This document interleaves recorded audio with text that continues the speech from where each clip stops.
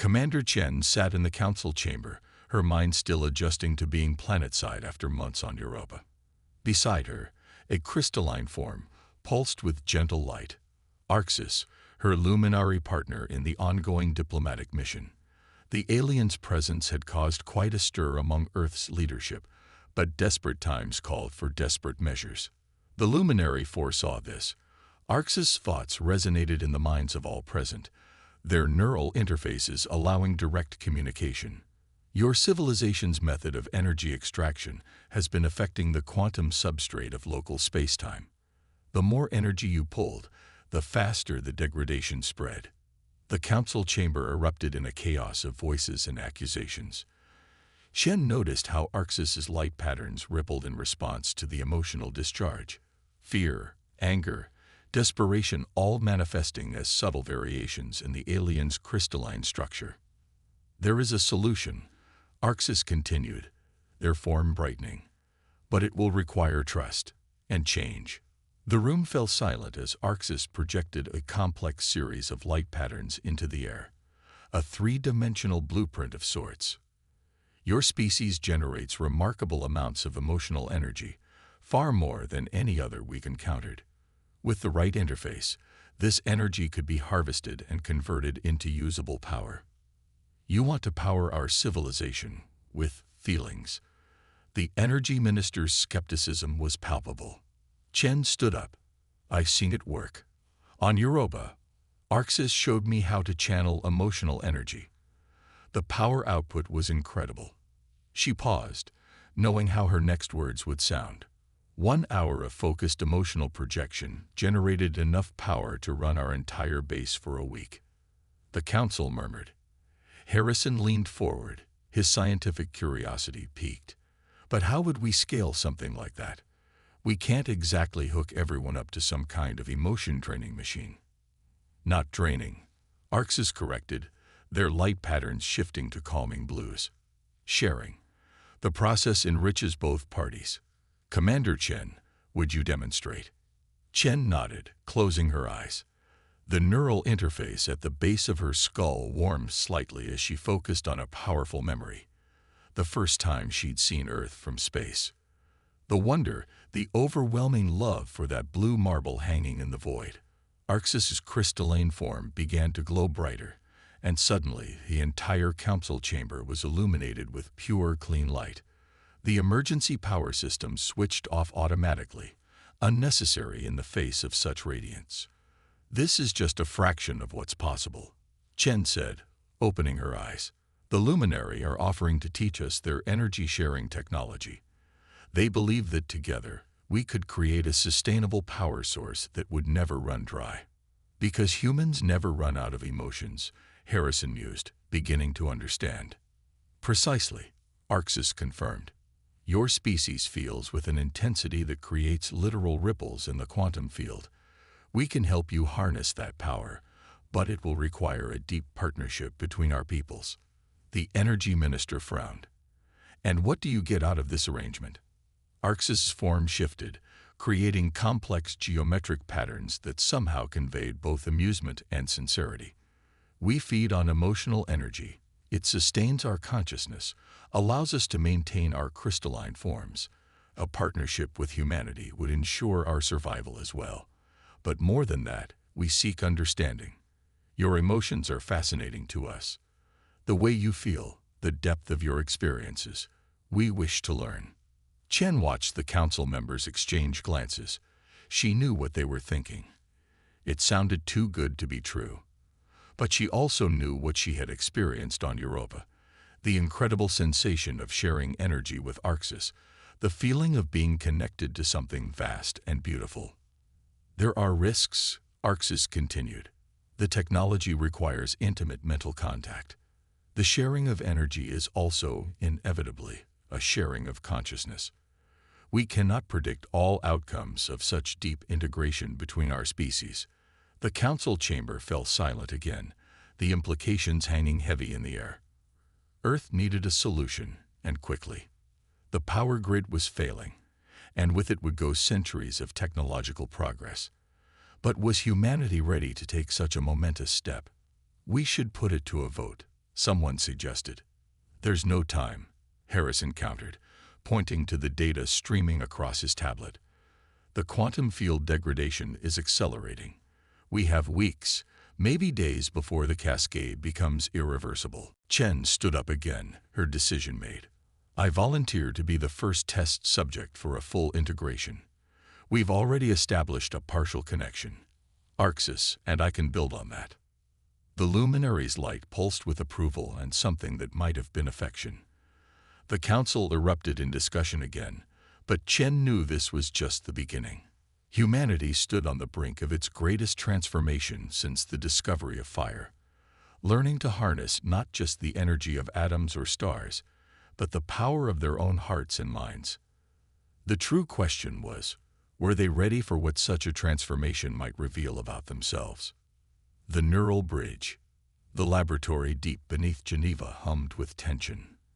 Banks of quantum computers lined the walls, their displays showing ever-changing streams of data as technicians made final adjustments to the experimental setup. At the center of it all stood a crystalline chamber, its surface rippling with patterns of light that seemed to respond to the anxiety filling the room. Commander Sarah Chen lay on the medical bed beside the chamber, trying to keep her breathing steady as Dr. Harrison attached the neural interface nodes to her temples and the base of her skull. This wasn't like the basic interfaces used for mining operations or simple communication.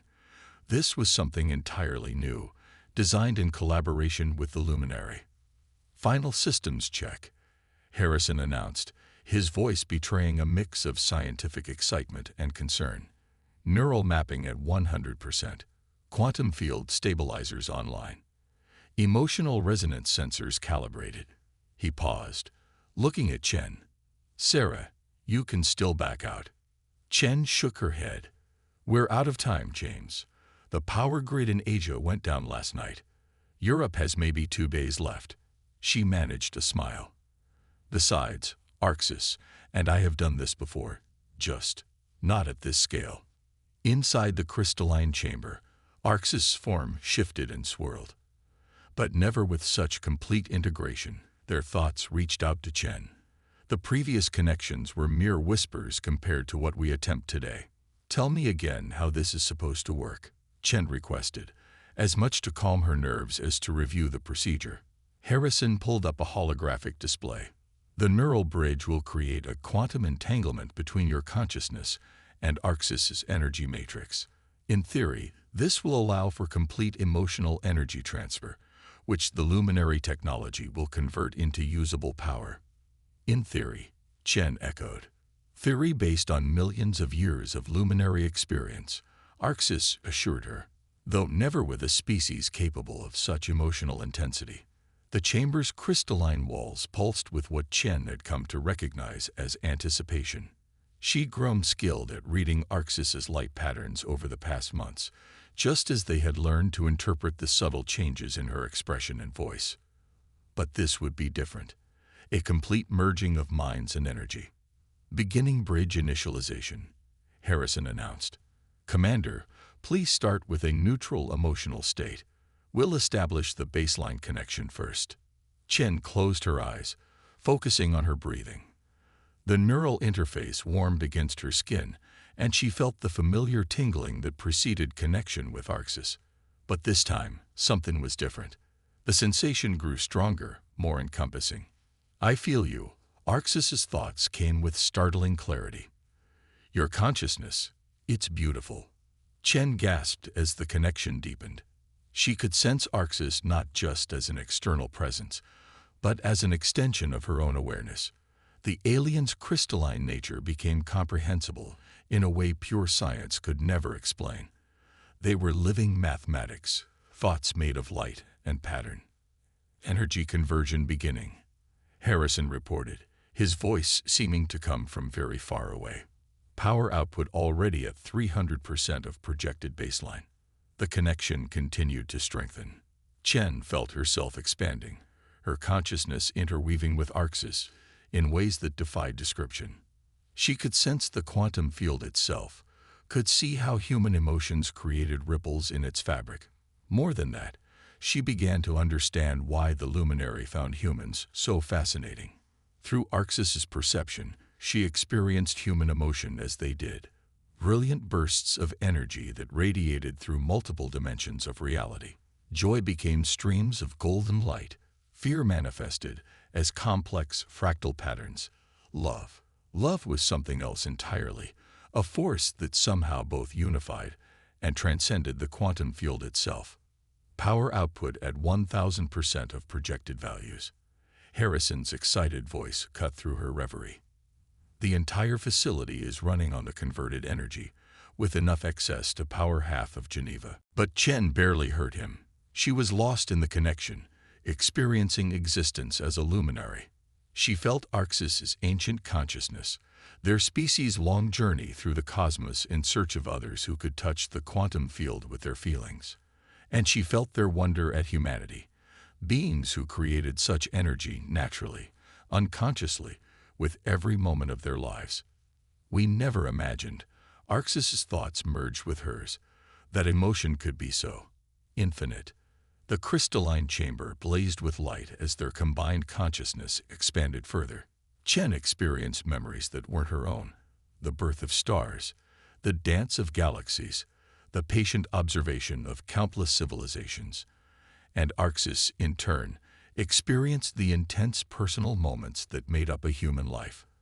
A child's first steps, a lover's kiss, the grief of loss, the joy of discovery. Neural patterns are synchronizing, Harrison reported, his scientific detachment starting to crack with awe. They're achieving perfect quantum coherence. That's when everything changed. The connection between Chen and Arxis suddenly deepened beyond anything they had prepared for. Their consciousness didn't just merge, they began to transform each other. Chen felt her understanding of reality expanding exponentially, while Arxis experienced emotion with an intensity that made their crystalline form fluctuate wildly. Sarah, Arxis's thought voice, held a note of warning. Something unexpected. The resonance is amplifying beyond predicted parameters. Chen tried to respond, but she was overwhelmed by the flood of sensations and awareness. Through their combined perception, she began to see something vast and terrible. The true nature of the quantum field's degradation. It wasn't just affecting Earth's power grid. It was spreading throughout the solar system, a cascade failure that threatened to reshape the fundamental forces of reality itself. The last thing she heard before losing consciousness was Harrison shouting for emergency shutdown. But by then, it was too late. The neural bridge had shown them the true scale of the crisis, and had changed them both in ways that could never be undone. Resonance. When Commander Sarah Chen opened her eyes, the world had changed. The sterile laboratory lights seemed to pulse with previously invisible patterns, and she could feel the quantum vibrations of every atom in the room. 3 days had passed since the neural bridge experiment, but time had become a strangely fluid concept. Your neural patterns are still in flux, Dr. Harrison explained, studying the holographic displays floating above her medical bed.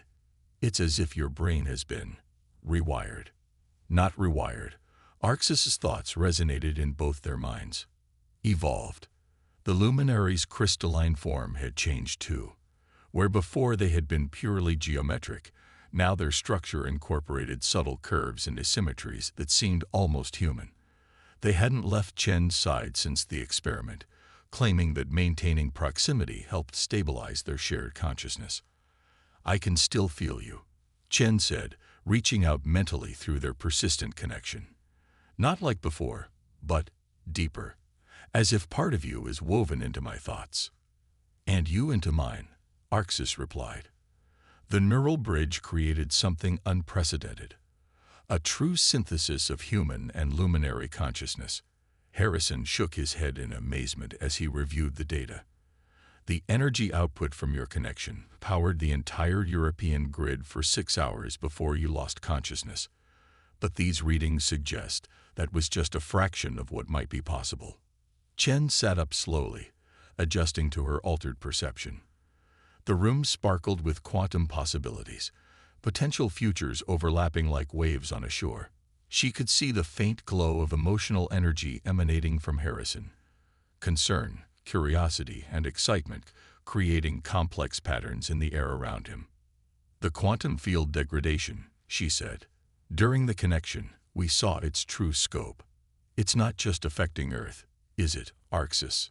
The luminary's form dimmed slightly. No. The disruption spreads across spacetime itself. Your civilization's energy extraction methods created spreading ripples in the quantum substrate. Without intervention, the damage will become irreversible within months. But we also saw a solution.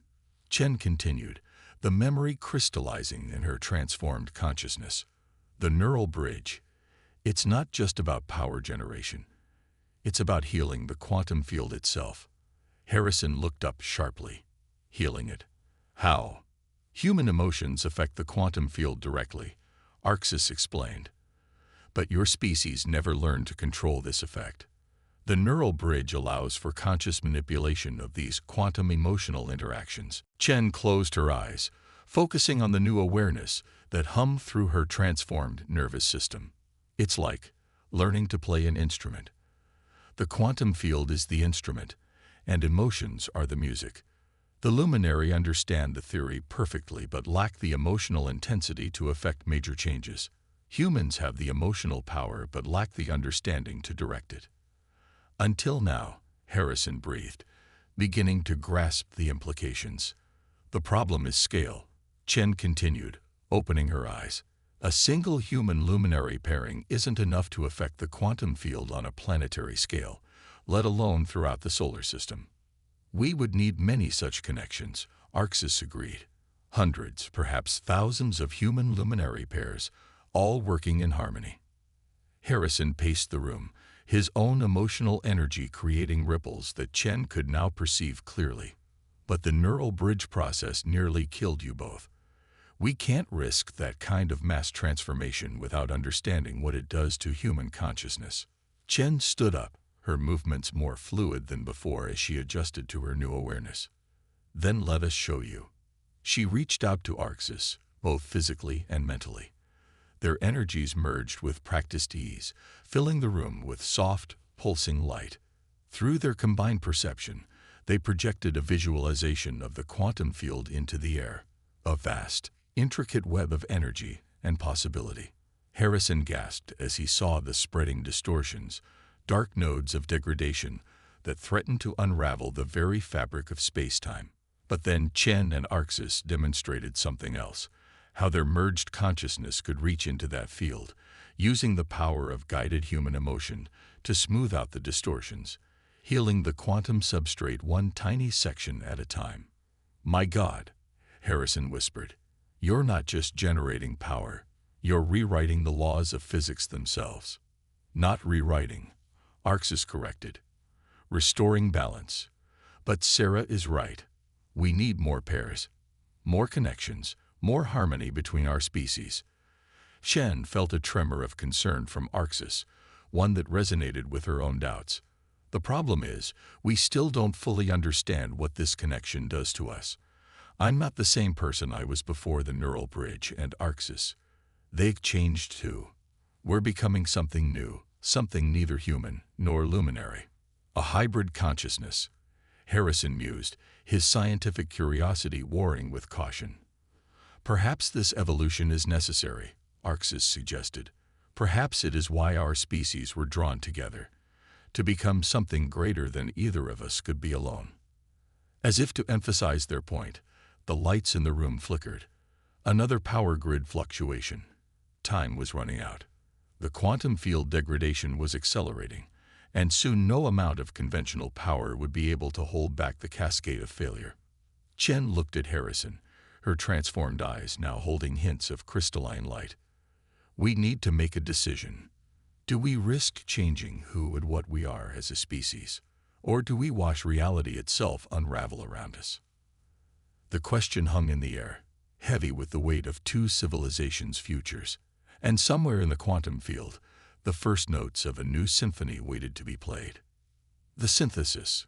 1 month after the first successful neural bridge experiment, humanity stood at the threshold of its greatest transformation. The quantum field degradation had accelerated beyond all projections, leaving nearly 40% of Earth in darkness. Yet in research centers across the globe, thousands of volunteers stepped forward to merge their consciousness with the luminary. Commander Sarah Chen stood in the central control room of the Geneva facility, her altered perception allowing her to see the web of quantum connections spreading across the planet. Each successful bridge created a new node of light in this growing network, human and luminary consciousness merging into something unprecedented in the history of either species. "They're afraid," Orcs observed, their crystalline form now permanently altered to reflect their shared evolution with Chen. "But they're also determined." Such a uniquely human combination. Fear and courage together, Chen agreed, watching the latest batch of volunteers being prepped for connection. "That's what makes us human." She paused, considering.